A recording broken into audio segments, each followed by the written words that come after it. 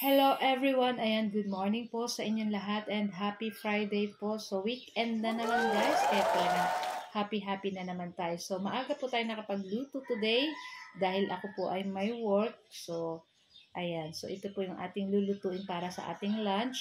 So itong ating pork, adobo at syempre lalagyan po natin yan ng patatas para may gulay naman po yung ating pagkain. Ayan. So, ayan at meron po tayo ditong pork at syempre pag adobo po masarap po yung may taba-taba. Pero kung high blood po kayo ay huwag nyo na lang kainin yung taba. So, yun at sasangkapan natin yan ng bawang sibuyas, paminta, dahon laurel, toyo at syempre hindi po mawawala ang suka. So, this time yung ating adobo ay may toyo at may oyster sauce para manamis-namis yung lasa. So, ayan na nga, at halu-haluin po natin yan pag nandyan na lahat ng sangkap. So, maglalagay nga po tayo dyan ng oyster sauce. At syempre, lalagyan din po natin yun ng tubig. Ayan. I-mix-mix lang po natin iyan. Naku, napakabango nito guys. At syempre, napakasarap.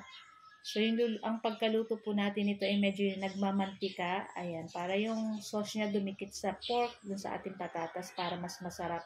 So, yun na nga at naglagay na rin tayo ng oyster sauce. So, kayo na po balang magtansya kung gaano karami.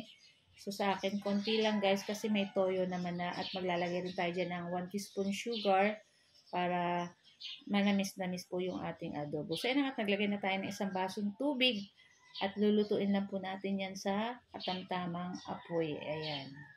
So, yun, maglagay na rin po tayo ng sugar na 1 teaspoon. Ayan. And then, unang kulo guys, ayan. Siyempre may tubig pa po, ayan. Ang gusto natin dito ngayon sa ating adobo is yung walang sabaw-sabaw. So, papakatihin natin yung sabaw. Pagmamantikain natin, ayan. So, isang basong tubig lang po yung nilagay natin dyan, ayan. Pero kung gusto nyo po ay may sabaw-sabaw, ay dagdagan nyo po, ayan. So, bago maluto yung ating pork dyan at malambot na, ay ilagay na natin dyan yung ating 2 pirasong patatas na pag-slice lang po natin ng katulad ng ganyan. Ayan.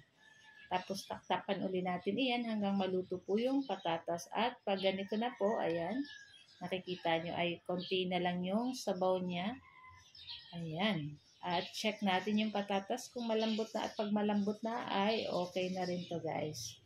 So, shout out po sa ating mga new followers ng Mamshi and 3 Sons. Ayan. At kung bago pa lang po kayo sa aming page, huwag niyo po sanang kalimutan mag-like at mag-follow para palagi po kayo updated sa aming mga bagong video na i-upload. So, ayan na nga. At luto na rin to guys, itong ating pork adobo. So, ito lang po ang aming video today at sana po nag-enjoy kayo. Huwag niyo po sanang kalimutan mag-like, comment at pa-share po ng ating video.